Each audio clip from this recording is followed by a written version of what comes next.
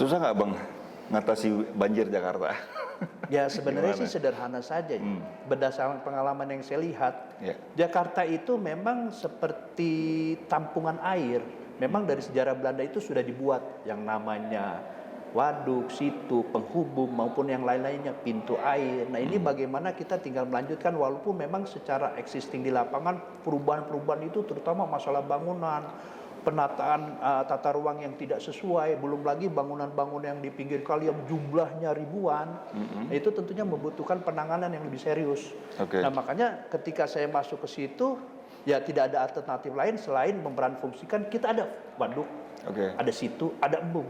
Ya kan? Ini yang berfungsi sebagai penampung air ketika musim hujan dan memberikan fasilitas air bersih ketika musim kemarau. Nah, ini yang harus kita berdayakan.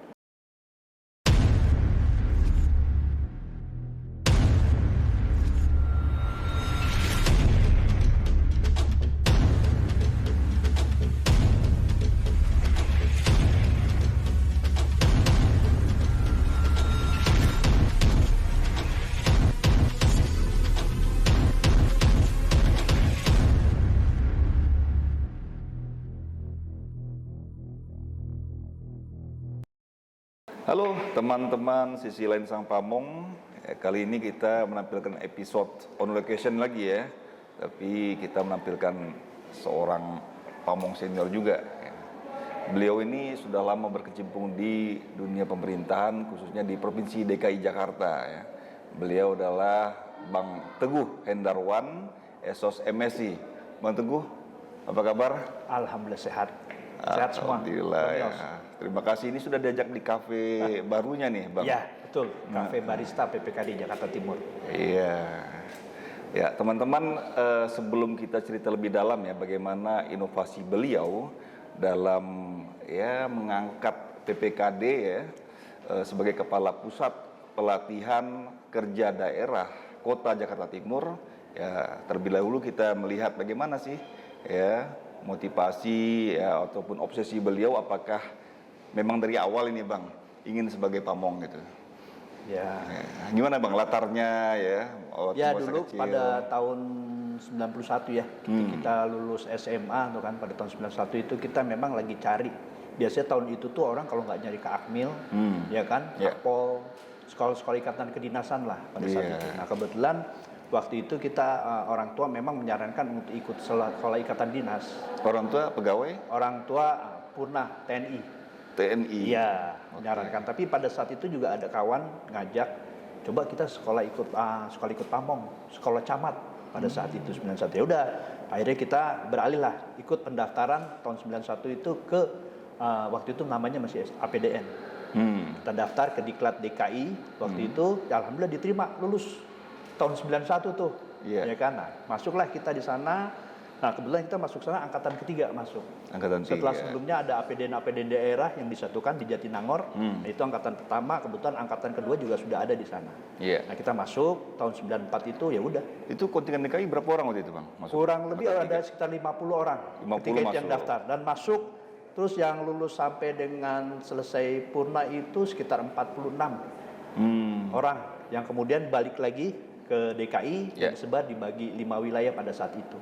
Oke. Kemudian juga ada yang dibagi juga ke Kepulauan Seribu. Pada situ juga dalam proses pembentukan kabupaten. Berarti lulus dari STPDN masuk ke DKI tahun berapa? Lulus STPDN tahun 94, kemudian langsung penempatan. Nah, kebetulan saya waktu itu ditaruh di Kecamatan Kalidres. Ujungnya Jakarta Barat, perbatasan dengan Pondok Benda, Bandar Udara Cengkareng, Soekarno-Hatta pada itu.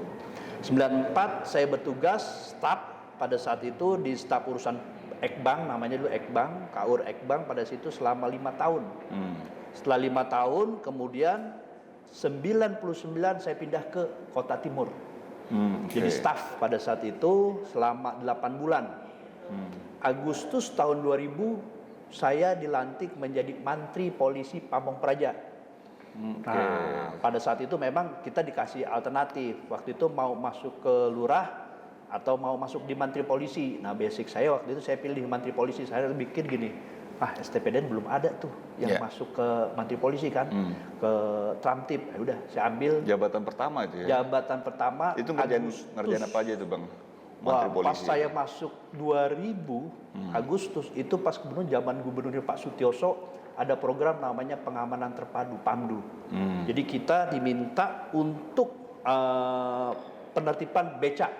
Karena pada saat itu tahun 2000 juga Pengadilan Negeri Jakarta Pusat kalau nggak salah itu memenangkan UPC Urban Poor Consortium Wardah Hafiz bahwa becak bisa beroperasi di DKI. Tapi waktu itu bertentangan dengan Perda 11 tahun 88 bahwa becak tidak boleh. Nah, itu kita tertipin tuh.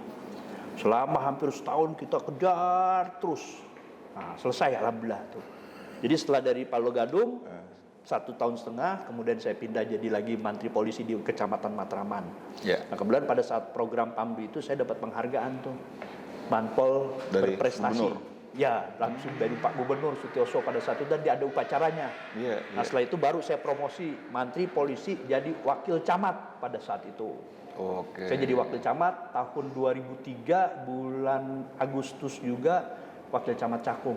Cakung. Nah, selama 5 tahun 2003 sampai 2008 Agustus 2008 saya dilantik jadi Camat Pulau Gadung. Balik lagi ke kampung halaman.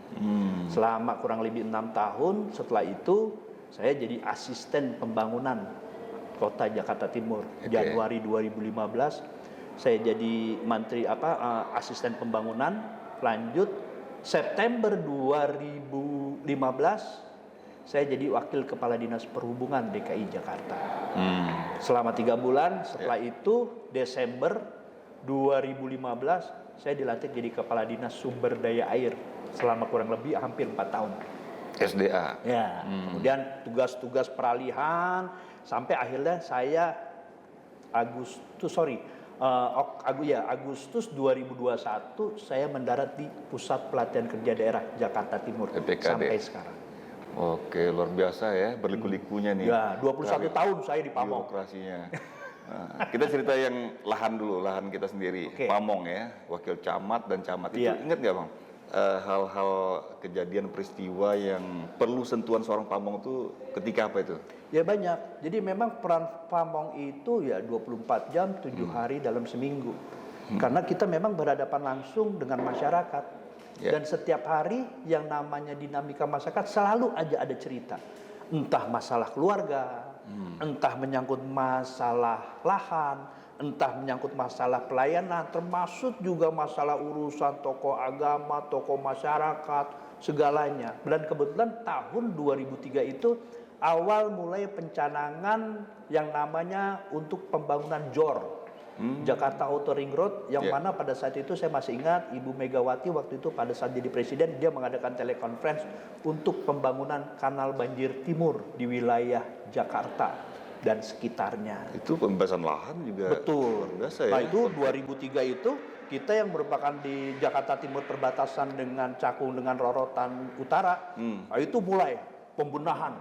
Karena itu proyek strategis nasional pada saat itu dan kita diminta untuk melakukan percepatan pembangunan kali sungai yang ada di DKI Jakarta. Yeah. Nah jadi ya kita mengadakan mulai sosialisasi dan hampir lahan-lahan yang terkena program banjir kanal timur itu di Cakung terutama itu dari mulai ujung Menteng, kemudian Pulau Gebang, kemudian Cakung Barat, Cakung Timur. Nah ini yang terkena lintasan. Waduh, hampir setiap hari kita berurusan dengan pembebasan itu. Dari mulai inventarisasi, dari mulai penetapan untuk pembayaran per meter persegi, kemudian dari mulai sampai dengan pelepasan haknya semua kita kerjakan. Oke, di seluruh rangkaian proses itu ada nggak Bang warga yang ngotot nggak mau gitu? Ada. Yang nolak gitu. Nah, itu Ada. gimana tuh pendekatan Pak Camat? Nah ini apa jadi tuh? pada saat kita pembebasan lahan, ketika ada warga yang menolak kan kita ada konsinyasi. Jadi warga-warga yang sudah kita invent, kita sudah data, kita sosialisasikan ketika mereka menolak untuk diberikan, waktu itu belum berlaku apresial. Oke. Jadi dulu masih penetapan melalui harga NJOP, nilai jual objek pajak. Nah kepada warga-warga yang memang menolak untuk diberikan ganti untung pada saat itu ya, kita data, kita konsignasikan, kita titipkan uang pembebasannya itu di pengadilan negeri. Kita titip waktu itu di pengadilan negeri Jakarta Timur. Karena dulu masih ada berlaku panitia pembebasan tanah P2T pada saat itu. Dititip gimana biar aman atau? Ya, maksudnya dititip bahwa ganti untung yang diberikan kepada masyarakat itu dititipkan di pengadilan. Tapi program ini harus jalan. Harus jalan. Harus jalan karena tidak boleh yang namanya program proyek untuk kepentingan umum itu terhenti karena suatu sebab. Tetap kita titip uang dan proyek tetap berjalan. Artinya Jadi ketika transparan nanti ya. warga masyarakat, ketika warga masyarakat nanti untuk meminta untuk ganti, ya mereka sudah langsung berurusan dengan pengadilan. Pengadilan negeri setempat. Nah, udah jalan. Makanya sekarang bisa kita lihat pembangunan JOR, pembangunan untuk normalisasi kali, semuanya jalan. Alhamdulillah. Ya menghindari hal-hal yang nggak diinginkan ya. Betul. Kalau kita pegang duitnya, ntar mereka sangka main-main. Enggak, kalau kita kan di sini fungsi lurah dan camat ini hanya untuk melegalisir terkait masalah hak kepemilikan. Pastinya mulai yang namanya surat-surat keterangan kelengkapan untuk sampai dengan ada surat pelepasan hak dari warga masyarakat. Dan itu lancar ya? Oh lancar, karena kita juga nggak mau lah, karena ini kita yang tahu siapa warga di RT, RW, kelurahan mana ya, lurah dan camat. Dan itu diberikan keterangan ya PM1, surat keterangan domisili, termasuk kelengkapan lainnya. Itu kita yang mengeluarkan. Gitu. Kemudian dipandang berprestasi juga ya camat, kemudian kadis SDA ini ya. Dan ini sempat viral juga di kalangan Purna Praja lah istilahnya Bang ya. Kalau untuk kadis perhubungan sudah banyak juga di kalangan kita. Tapi ini kadis tata air. Ini belajar air dari mana nih Bang Teguh? Ya kita nggak tahu ya jalan hidup seseorang ya. Waktu itu saya memang baru 3 bulan dilantik sebagai wakil kepala dinas perhubungan. Waktu itu saya mendampingi Bang Andri, ya, Kuda 02 kan, mendampingi selama 3 bulan. Entah waktu itu tiba-tiba saya dipanggil sama Pak Gubernur pada saat itu Pak Ahok ya kan. Saya diminta untuk jadi kepala dinas tata air waktu itu, nomenklatur masih tata air pada situ. Saya masih ingat awal Desember tahun 2015. Saya juga nggak berpikir kok, saya kan pamong, basic saya kan sarjana sosial, tiba-tiba harus ngurusin yang namanya gelarnya IRMT, ya namanya perintah ya kita jalankan. Dan alhamdulillah kurang lebih hampir 4 tahun saya menjabat di sana. Dan ini mungkin juga masukan buat teman-teman kita yang pamong praja ya. Silakan. Jadi pada prinsipnya ya insya Allah sih kalau misalnya seorang pamong itu yang pasti bisa berani untuk mengambil suatu keputusan. Dan saya sampaikan di sini bahwa ya insya Allah yang namanya urusan insinyur, magister teknik ataupun lainnya, insya Allah pamong bisa. Dan kita pasti bisa berbuat lebih baik dari apa yang memang sudah. Tapi tunggu dulu Bang, saya dengar karakternya Pak Ahok ini ya, beliau detail, kemudian selektif banget ini milih pejabat yang akan ditempatkan gitu ya. Tapi ketika beliau memanggil Bang Teguh itu pertimbangannya seperti apa? Kalau itu tanya sama yang bersangkutan. Karena itu kan prerogatif seorang gubernur pada saat gitu ya? itu. Iya, Dan beliau nggak tanya. kemukakan ketika itu? Saya sampaikan, Pak, saya ini kan sarjana sosial, saya sekolah pamong. Kok saya mana mungkin saya bisa mengurusin urusan masalah teknis. Pada saat itu kan kita tahu Desember itu lagi musim-musimnya hujan besar, lagi musim-musimnya proyek pembangunan masih berjalan. Ya namanya juga kepercayaan, amanat, perintah. Nah, kita kan namanya pamong nih. Oh gitu. Harus siap perintah kan, kapan aja ya udah kita terima. Dan alhamdulillah hampir kurang lebih sekitar 4 tahun lah saya menjabat. Iya. Dan itu termasuk lama juga itu. Ya hampir lama lah. Kalau dilihat dari sebelum-sebelumnya ya mungkin saya yang paling lama juga sih. Iya. Hampir 4 tahun di sana. Itu yang dikenal dengan pasukan biru pada saat itu. Dan kita salut juga ya 4 tahun itu. Pengalaman lah. Iya. Syukur aja. Oke. Nah ini ya, masih soal tata air tadi Bang, 4 tahun itu. Problem yang kompleks di DKI ini kan orang ngomong macet satu, banjir satu ya. Yang macet ditangani Bang Andriansah, yang banjir Bang Teguh gitu ya. Ada kebanggaan juga lah di kalangan Praja ini. Paling tidak kita bisa memberikan nuansa, mewarnai lah. Ya kan Pemda DKI pada saat itu, sekaligus juga mungkin sebagai motivasi juga buat adik-adik kita, junior-junior kita bahwa pada prinsipnya kalau kita mau belajar, kalau kita mau berusaha, nggak ada yang nggak bisa. Yakin dan percaya bahwa kita dibina, dididik, didalamkan yang namanya dedikasi, loyalitas, ya kan, terhadap atasan, terhadap bawahan, berkoordinasi. Apalagi kita di pamong kan semua ketemu tuh. Nah itu bisa kita tuangkan ke yang menurut orang tidak mungkin bisa diselesaikan oleh seorang pamong. Dan saya menegaskan bahwa tidak ada yang tidak bisa dilakukan oleh seorang pamong. Insya Allah bisa lah. Karena ini ilmu leadershipnya di situ ya. Satu itu secara kepemimpinan, kedua pengambilan keputusan yang memang membutuhkan waktu yang tepat dan tentunya perlu pemikiran-pemikiran dalam pengambilan keputusan. Bayangkan aja Dari mulai hulu hilir sampai semua program-program strategis nasional tuh ada di kita. Dan itu membutuhkan satu pemikiran, satu kerjasama tim yang bagus, dan memang mengkoordinasikan orang-orang pinter nih di jajaran dinas kan nggak gampang. Ya, tapi alhamdulillah berkat kerjasama, koordinasi yang baik, ya strategi-strategi yang kita lakukan ya, alhamdulillah sih hampir 4 tahun, dan mungkin bisa dicatat saya yang paling lama selama menjadi menjabat kepala dinas sumber daya air. Itu. Susah nggak Bang ngatasi banjir Jakarta? Ya sebenarnya sih sederhana saja. Berdasarkan pengalaman yang saya lihat, Jakarta itu memang seperti tampungan air. Memang dari sejarah Belanda itu sudah dibuat yang namanya waduk, situ, penghubung maupun yang lain-lainnya, pintu air. Nah ini bagaimana kita tinggal melanjutkan, walaupun memang secara existing di lapangan perubahan-perubahan itu terutama masalah bangunan, penataan tata ruang yang tidak sesuai, belum lagi bangunan-bangunan yang di pinggir kali yang jumlahnya ribuan, itu tentunya membutuhkan penanganan yang lebih serius. Nah makanya ketika saya masuk ke situ, ya tidak ada alternatif lain selain memeran fungsikan, kita ada waduk, ada situ, ada embung. Ya kan, ini yang berfungsi sebagai penampung air ketika musim hujan dan memberikan fasilitas air bersih ketika musim kemarau. Nah ini yang harus kita berdayakan. Selama dan ini nggak berfungsi dengan baik ya? Sudah ada, cuman belum dimaksimalkan. Makanya ketika di zaman saya itu saya bentuk pasukan biru, saya mengadakan juga peralatan-peralatan lainnya. Nah kita bangun nih waduk-waduk situ-situ embung yang ada di DKI Jakarta, dan tercatat hampir 100 lebih waduk situ embung yang ada di Jakarta yang belum dimanfaatkan. Itu kalau bisa kita lihat ya, seperti di samping Jakarta International Stadium, itu ada waduk Sunter Selatan, itu kita bangun. Itu luasnya sekitar kurang lebih 12 hektar. Itu bisa dimanfaatkan. Saya bikin di Waduk Brigif pada saat itu. Kemudian Waduk Kampung Rambutan, terus memeran fungsikan pintu-pintu air. Ya kan? Jadi dari waktu kita saya bisa menangkap ketika siaga 1 di Katulampa sampai di pintu air, sampai di mana-mana itu kita sudah bisa hitung, dan tutup bukanya itu bisa kita jalankan.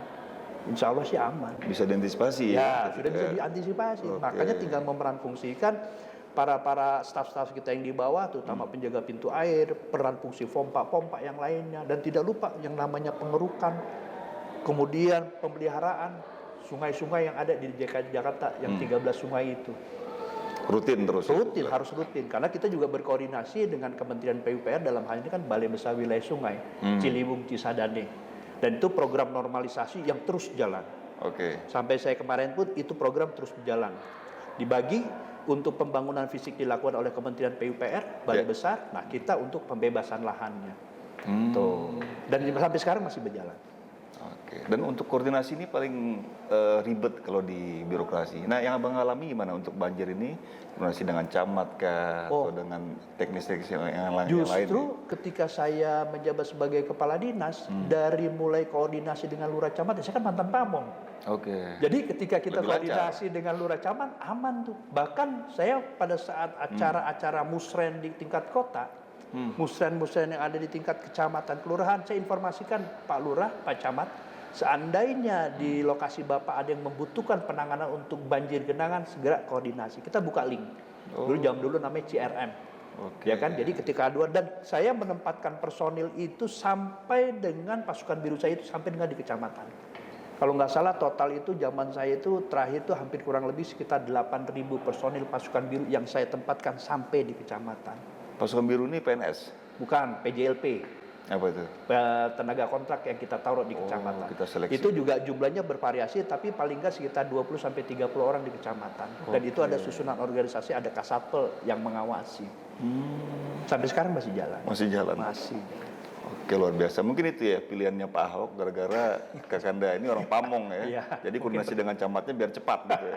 Ya seperti itulah. Ya tapi yang namanya tugas ya kita jalankan lah pasti sebaik-baiknya. Alhamdulillah juga pembebasan lahan, kemudian untuk maintenance, koordinasi dengan kementerian, semua bagus jalan. Sekarang kita cerita di PPKD. Boleh. Jadi tangan dinginnya Bang Teguh ini saya lihat udah menyentuh di PPKD dengan adanya kafe-kafe. Pelatihan barista. Ini gimana tahun berapa masuk ke sini Bang? Jadi saya masuk ke PPKD Jakarta juga Agustus tahun 2021. 2021. Pasca pandemi tahun 2000, 2020, kemudian 2021 masih pada saat itu. Ya kita memang saya melihat ini satu hal yang amat sangat potensial. Kenapa saya katakan potensial? Lahan ini di PPK di Jakarta Timur seluas 3,8 hektar. Ya kan, ini merupakan serah terima dari Kementerian Transmigrasi pada saat itu, dan memang saya melihat sekitar 15 hampir 20 tahun ini ya bukan katakan tidak terawat, tidak terpelihara, tapi memang seolah-olah tidak ada pemeliharaan perawatan yang mendukung sarana untuk pelatihan. Sementara ini setiap tahunnya kita ditargetkan untuk melatih, kemudian kita menyalurkan tenaga-tenaga lulusan-lulusan kita. Ya akhirnya begitu saya lihat, kemudian saya berkoordinasi, saya minta dengan Pak Kadis pada saat itu juga Bang Andriansah, ya kan, untuk diberikan alokasi anggaran lah untuk pemeliharaan. Dan saya rubah mindsetnya, karena justru basically dari suatu pelatihan kejuruan yang memang diakui, karena kita juga harus berkoordinasi, berkolaborasi dengan pihak swasta. Saya rubah nih, saya bikin kejuruan baru yang seperti kita lihat, nanti bisa dilihat perubahan-perubahan yang ada di PPK di Jakarta Timur. Saya bikin tahun kemarin itu setelah 2021, 2022 saya dapat anggaran walaupun tidak besar, saya jadikan sini kejuruan baru, saya beli alatnya untuk barista, tata boga, termasuk gedung-gedung teknis yang lainnya.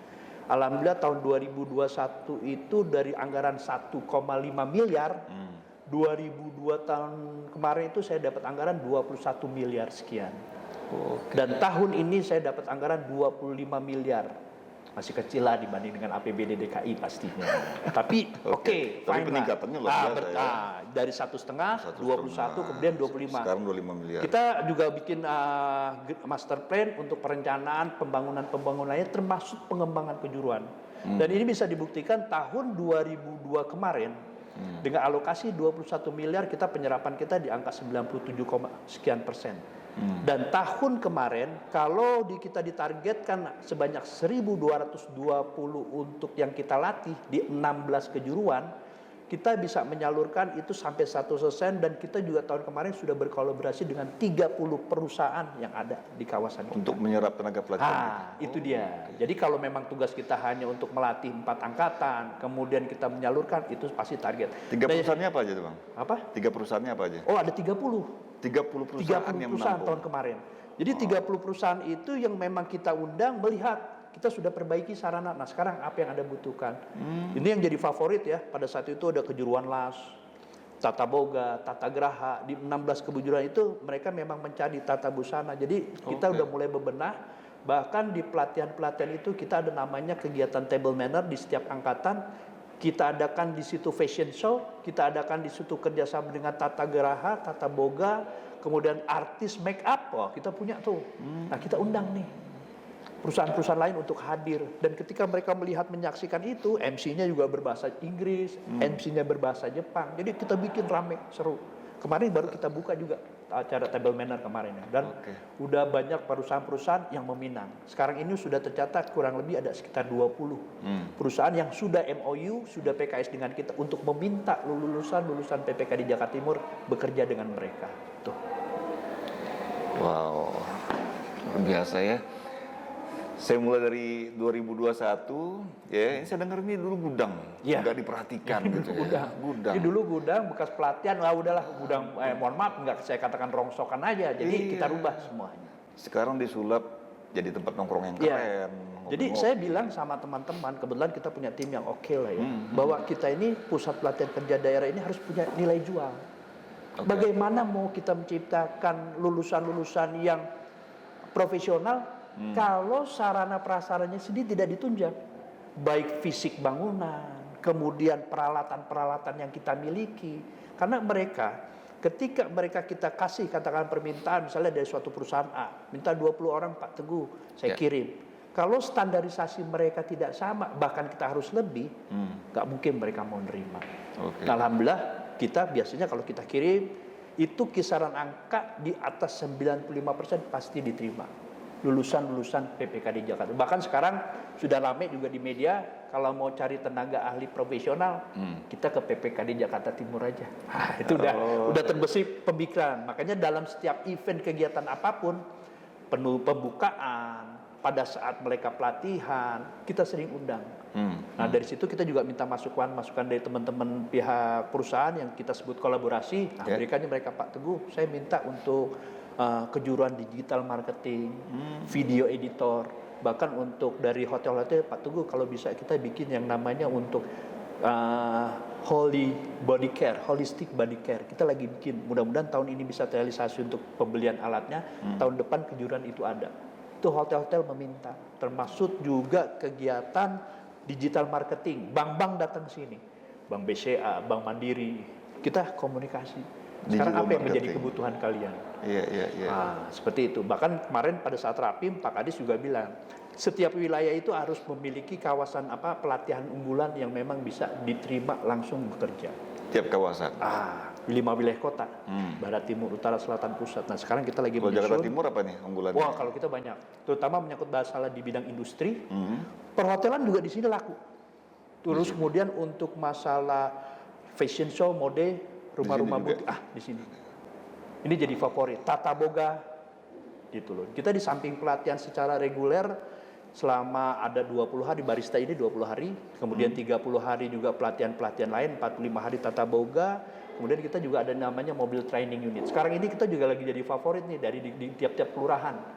Jadi pada saat musren mereka meminta, tolong Pak Teguh kirim dong mobil training supaya mereka bisa mobile masuk ke kampung-kampung. Mobil training? Ada mobil training kita. Kita baru ada 8 unit. 8 kejuruan kita punya. Isinya apa itu mobil training? Isinya itu di dalam mobil itu dilengkapi dengan sarana pelatihan walaupun kapasitasnya memang sangat terbatas. Hanya 10 peserta. Itu lamanya 30 hari.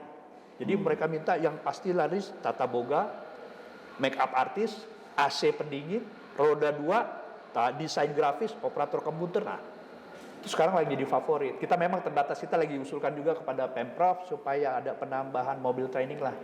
Gitu loh. Jadi paling enggak target sih mudah-mudahan ke depan kalau misalnya di wilayah Jakarta Timur ada 65 kelurahan, kenapa kita nggak ada? Jadi setiap kelurahan itu punya 1 mobil. Iya. Itu target kita, tapi kita udah sampai sekarang ada 8 mobil training. Itu rumah susun, RT, RW, kemarin kita juga dapat kunjungan kemarin kunjungan dari RW 12 Cipinang Melayu. Pak Teguh, ibu-ibu kader-kader kita minta juga latihan, monggo silakan. Kita terbuka, siapapun. Tidak dibatasi umur. Minta pelatihan apa tuh ibu kader? Mereka kebanyakan tata boga kemarin, kemudian tata rias, kemudian juga ada beberapa barista ini jadi favorit juga. Lagi tren juga nih lagi barista. tren. Makanya Lagi tren. dibuat kafe seperti ini. Ya, dan bahkan perlu dicatat, ya alhamdulillah pusat pelatihan kerja daerah Jakarta Timur ini untuk tahun ini tercatat tercatat dalam sejarah kami yang sudah membuka kelas pelatihan reguler untuk kaum disabilitas. Tahun ini, kemarin baru saya buka untuk angkatan pelatihan yang pertama. Jadi kami mengundang dari para penyandang disabil untuk mengikuti kelas secara reguler walaupun baru 1 kejuruan operator komputer itu sebanyak 20 orang. Kemarin yang daftar puluhan, kita seleksi memang hanya 20. Itu dari kaum tunanetra, kemudian tunadaksa, bipolar, autis, bahkan para penyandang lain ikut mendaftar rame alhamdulillah. Dan ini baru sekarang terjadi. Pelatihan 45 hari. Disabilitas pun juga ditampung. Dan rencana kami ke depan, tahun depan 2024 mudah-mudahan insya Allah di dalam setiap pelatihan kejuruan yang ada, kami akan melibatkan kaum disabil untuk ikut di dalamnya. Dengan orang-orang yang normal. Gabung. Seperti misalnya barista dari 20 peserta, ya mungkin kita sekitar 3 sampai 5 atau mungkin lebih ada kaum disabilnya itu yang ikut di dalam pelatihan itu bersama-sama yang normal. Kenapa enggak? Iya. Ini kan kita juga menjadi tanggung jawab kita kan, karena juga ada peraturan pemerintah di mana kaum disabilitas itu harus dilibatkan di dalam kegiatan, dan tugas tanggung jawab kita juga untuk menyalurkan pekerjaan kepada mereka. Binaan-binaan kita. Karena mereka juga warga kita. Oh iya. Itu jadi skala prioritas kita. Walaupun mungkin untuk hal-hal lain seperti yang belum sampai ke yang memang penyandang disabil yang memerlukan peralatan yang khusus. Nah ini kita lagi kerja, bertahap lah dulu. Tapi paling tidak kaum disabil sudah kita mulai. Ini kalau teman-teman ada yang nonton yang mungkin ada keluarganya, teman-temannya yang mau juga ikut pelatihan nih, prosedurnya gimana mekanismenya Bang Teguh? Yang jelas syarat utama itu mereka harus ber-KTP DKI. Karena kita ini kan memang menggunakan dana APBD DKI Jakarta. Oke, KTP DKI. Ya, terus kemudian juga mereka memang tidak dibatasi umur, usia, jenis kelamin. Selama mereka masih memiliki sehat jasmani, sehat rohani, ya monggo silakan. Gitu. Bahkan peserta-peserta kita yang tata boga kemarin ada yang berusia 60 tahun. 60 tahun juga. Ikut di make up, tata rias, di tata boga, ada yang ikut. Oh, jadi dan mereka harus mendaftar di mana? Langsung ke sini kita atau buka ada link, website? ada link, ada ya. kita punya link, kita ada website, semua lengkap, bisa di Google aja, PPKD Jakarta Timur, nah itu udah bisa dilihat. Kelihatan link. Tapi kalau saran saya lebih baik datang kemari karena di depan ada untuk ruang pendaftaran, jadi sekaligus juga bisa melihat sarana prasarana yang ada yang kita miliki di PPKD Jakarta Timur. Itu ada 16 kejuruan. Kita baru selesai kemarin uji kompetisi, ya kan, untuk beberapa angkatan kita sudah mulai ini untuk barista untuk angkatan kedua. Hari Kamis tanggal 20 nanti kita akan penutupan untuk angkatan kedua. Awal Agustus kita akan mulai lagi pembukaan pelatihan untuk angkatan ketiga. Barista. Dan perlu dicatat, kenapa sekarang ini perusahaan-perusahaan atensi sangat besar terutama warga masyarakat? Karena mereka tahu bahwa di PPKD sama 5 wilayah kota ini bahwa kita juga memiliki satu sertifikasi dari Pusat Pelatihan Kerja Daerah. Dan mereka juga mendapatkan sertifikat BNSP, Badan Nasional Sertifikasi Profesi, yang legalitasnya diakui se-Asia. Nah, bayangkan kalau kita kursus berapa uang harus keluar. Itu pun hanya beberapa ilmu-ilmu yang dikasih. Tapi kalau di sini 20, 30, 45 hari, ya kan, semuanya gratis. Everything is free, nggak ada bayar sama sekali. Bahkan para peserta pelatihan diberikan sarana seragam, akomodasi pelengkapan lainnya, snack box, lunch box, dapat semua. Kita mulai dari Senin sampai Jumat jam 8 sampai jam 3 sore. Dia seramakan? Enggak, pulang pergi. Karena kita tidak menyiapkan sarana untuk itu. Nah ini sekarang juga banyak yang berminat nih. Wah, ilmunya gratis. Gratis. Biasa. Gratis. Tapi mereka harus diseleksi dulu ya, daftar, diseleksi dulu. Iya, nanti ada tim kami, dari tim kami yang menyeleksi para peserta. Dan nanti ada begitu pendaftaran, dicek juga legalitas namanya semua tuh, nanti diadakan wawancara. Seleksinya wawancara? Wawancara. Nggak perlu tes lari kan? Oh nggak perlu kayak kita dulu. Nggak perlu. Ya, insya Allah aman lah kalau di PPKD Jakarta Timur. Dan tidak ada yang namanya keluar uang 1 rupiah pun tak ada. Luar biasa. Jamin sama kita. Tuh, target kami tahun ini ada 1.300 peserta pelatihan yang dibagi 16 kejuruan. Nah, itu yang real memang menjadi target kami karena itu juga merupakan KPI dari dinas dan kepala PPKD. Nah, ini harus terrealisasi. Dan dari itu pencapaian dari tahun kemarin kita pasti selalu di atas 100%. Karena target seperti itu pasti bisa kita dapatkan lah. Nah, yang menjadi pointers di antara itu semua, bagaimana di luar itu kita bisa berkolaborasi dengan pihak swasta tadi. Karena dengan berkolaborasi dengan pihak swasta itu yang memungkinkan dari target itu yang kita bisa menyalurkan lagi para peserta pelatihan itu untuk ditampung. Usernya mereka. Iya.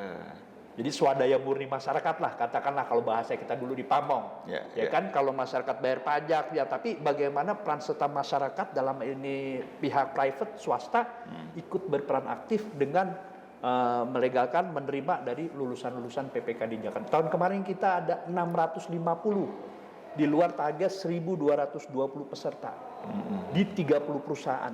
Nah, makanya kita bina hubungan dengan mereka, setiap aktivitas kita undang mereka. Itu trik-trik kita bagaimana itu peran serta mereka. Kita ambil satu contoh nih Bang ya, untuk barista deh misalkan. Ini pelatihnya ya sampai mereka bisa bikin kopi seenak ini gimana tuh Bang? Jadi kita yang jelas tahun 2002 kemarin yang saya sampaikan kita lengkapi sarananya.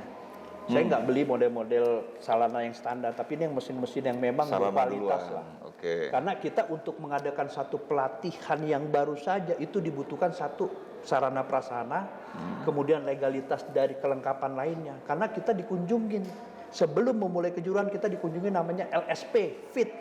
Lembaga sertifikasi profesi yang akan mengecek bisa nggak pelajaran ini kita mulai. Dan kita melibatkan kalangan-kalangan profesional termasuk juga instruktur pelatihnya dari kalangan mereka. Jadi mereka-mereka yang melatih ini udah standarnya udah di atas rata-rata. Kan makanya untuk diakui legalitas untuk mengeluarkan sertifikasi, kemudian UJK BNSP itu itu nggak mudah. Dan kita juga undang dari instruktur itu mereka-mereka yang memang profesional di bidangnya. Legalitasnya udah pasti diakui lah. Tuh. Oke, luar biasa keren sekali ya. Jadi kalau mau yang lebih lengkap ada websitenya ya, PPKD Kota Jakarta Timur. Ya, saya juga mohon dukungan dari semua. Yang mudah-mudahan kita terus tingkatkan. Pemprov DKI mempunyai tanggung jawab moral kepada masyarakatnya karena tujuan utama kita di samping mengentaskan angka pengangguran juga angka kemiskinan yang ada di DKI Jakarta. Nah, inilah PPKD yang menjadi ujung tombak di bawah mereka masyarakat yang memang tidak mampu, ingin bekerja tidak memiliki ahlian keterampilan, di sini tempatnya. Dan insya Allah juga kita bisa salurkan di perusahaan-perusahaan yang dituju. Nggak sekedar melatih aja ya, disalurkan sampai bekerja. Itu tanggung jawab. Makanya kan di target kami, satu ada 3. Satu yang pertama, bagaimana kita bisa merealisasikan anggaran yang diberikan oleh Pemprov DKI. Yang kedua, KIPAI kita mengadakan pelatihan dengan target tadi, termasuk melakukan penempatan terhadap lulusan-lulusan kita. Itu 3 tugas kita. Dan alhamdulillah semuanya on the track, target bisa terlampaui semuanya. Baik, Bang Teguh ya, ini mungkin pesan atau motivasi bagi para pamong praja ya di daerah lain ya, sebagai pamong senior lah. Mungkin apa yang bisa Bang Teguh sampaikan, silakan. Ya, yang jelas satu, pertama kita jangan pernah menyerah dalam suatu keadaan, ya kan?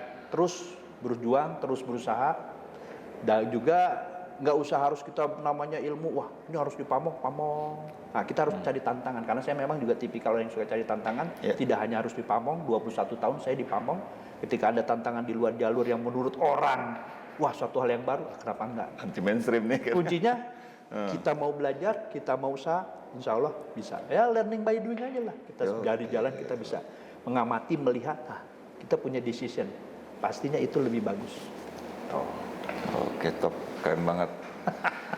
Baik, teman-teman, Sisi Lensa Pamong ya, itu bincang-bincang yang luar biasa, menginspirasi tadi ya dengan Bang Teguh, Kepala Pusat Pelatihan Kerja Daerah Kota Jakarta Timur. Ya, silakan nanti searching aja itu ya, website beliau, data lengkap di situ Bang ya. Dan bagi mungkin ada keluarga yang mau daftar, ya silakan tadi. Ada persyaratan yang harus dipenuhi. Oke, sebelum ditutup, kalau memang ada rekan-rekan, teman-teman dari 33 provinsi lain yang memang berkunjung Jakarta, kemudian ingin 38 melihat, provinsi sekarang. Sekarang 38. 38. Kalau memang mau berniat mau main, boleh mampir di Pusat Pelatihan Kerja Daerah Jakarta Timur, di Jalan Haji Naman Raya, Pondok Kelapa, Kecamatan Durensawit. Mampir di sini bisa lihat. Kita punya. Dan kopinya udah pasti oke. Kopinya oke. Enak kopinya. Kopi Nusantara saya punya di sini. Baik, terima kasih Bang Teguh ya, itu undangannya dari beliau ya. Terima kasih sudah menonton ya, sampai jumpa lagi.